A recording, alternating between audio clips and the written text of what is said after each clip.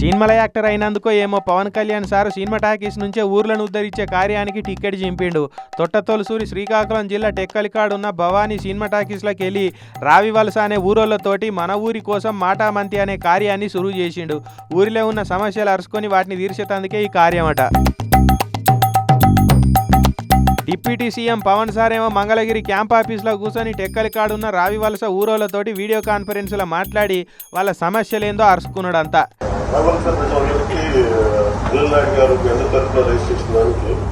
Road వెడల్పు చేయమని అడిగారు. దాన్ని ఖచ్చితంగా 3 కోట్లతోటి అది శాంక్షనింగ్ వెంటనే మీకు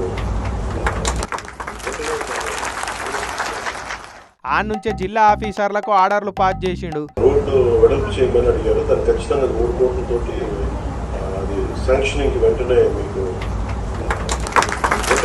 ఇక ఈ ప్రోగ్రాం కోసం పొద్దుగాలనే ఊరోళ్ళకు పాస్ ఇచ్చి చెకింగులు చేసి లోపలికి దోలిర్రు పోలీసు వాళ్ళు.